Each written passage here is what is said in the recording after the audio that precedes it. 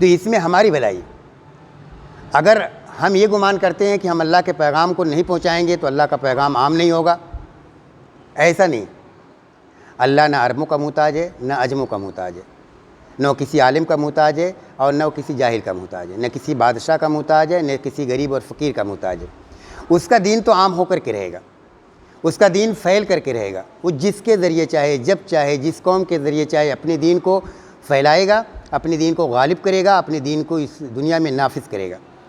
یہ ہماری خوش نصیبی ہوگی کہ ہم اللہ کے دین کی نشر و اشاعت میں ہم بھی ساجیدار بن جائیں اور ہمارا بھی حصہ ہو جائے. آگے کہا گیا لا الہ الا هو علیہ توکلت وہو رب العرش العظیم. اس وقت جب یہ آیات نازل ہوئی تھی تو آپ جانتے ہوں گے کہ مخالفت کا دور تھا، عرب کے زیادہ تر لوگ آپ کے مخالف تھے. موجودہ جو ہندوستان کے حالات ہیں، ان حالات وہ حالات بھی ویسے ہی، محض کلمہ گو ہونے کی بنا پہ ہمارے ساتھ جو معاملات کیے جا رہے ہیں اس کی تفصیلات میں جانے کا موقع نہیں.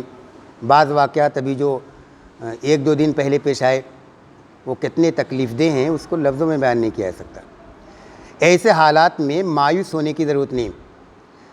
اگر صرف ایک بات ہے جو میں نے اس سے پہلے بھی توجہ دلائی کہ آج ہمارے ساتھ جو معاملہ کیا جا رہا ہے، تعصب کا جو معاملہ ہو رہا ہے، زیادتی جو ہمارے ساتھ ہو رہی ہے، اور جو نوبنوں کی ظلم کی شکلیں ہمارے ساتھ روا ہیں، وہ محض اس بنیاد پر ہے کہ ہم کلمہ گو. کاش کہ ہم کلمہ گو ہو جاتے اور حقیقت میں ایک خدا واحد کے ماننے والے ہوتے تو پھر اس بات کی کوئی پرواہ نہیں تھی، کوئی فکر نہیں تھی کہ ہمیں اس بنیاد پر نشانہ بنایا جا رہا ہے. دوسری بات یہ کہ وہ خدا جس پر ہمارا اور آپ کا یقین ہے وہ عرش عظیم کا مالک، اس کے عرش کی عظمت کا اندازہ آپ اس سے لگائیں کہ اس کے عرش میں جو پیروں کے قدم رکھنے کی جگہ ہیں جس کو کرسی کہا جاتا ہے، آیت الکرسی میں فرمایا گیا وسع کرسیہ السماوات والارض. اس کی کرسی پوری کائنات پر وسیع ہے.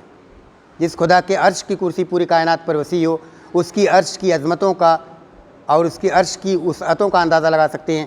اور وہ خدا جو اس عرش پر بیٹھا ہوا ہے، اس کی قدرت کا، اس کی عظمت کا، اس کی کبریائی کا، اس کی جبروت کا آپ اندازہ لگائیے کتنی قوت و طاقت کا وہ خدا مالک ہے. اس کی ذات پر اگر ہم اعتماد کریں اور اپنے معاملے کو اس کے حوالے کر دیں اور اس پر بھروسہ کریں اور پھر اس کے نام لینے کی بنا پہ ہمیں ظلم و ستم کا نشانہ بنایا جائے تو ممکن نہیں کہ وہ خدا بیار و مددگار ہمیں چھوڑ دے. لازماً وہ ہماری رہنمائی فرمائے گا اور اس ذلت آمیز ماحول سے ہمیں نکالے گا، عزت اور غلبہ عطا فرمائے گا. لیکن میں نے کہا کہ اس وقت ہوگا جب اس خدا پر ہمارا کامل یقین ہو، اور یہ بڑے خسارے کی بات ہوگی کہ اس خدا پر ہمارا کامل یقین بھی نہ ہو، اس کی حمایت بھی حاصل نہ ہو، نصرت بھی حاصل نہ ہو، اور اس خدا کا نام لینے کی بنا پر دنیا میں بھی ہمیں ذلیل کیا جائے اور ہمارے قتل کی کوششیں کی جائیں. اقول قولی ھذا واستغفر اللہ لی ولکم اجمعین. صدق اللہ العلی العظیم.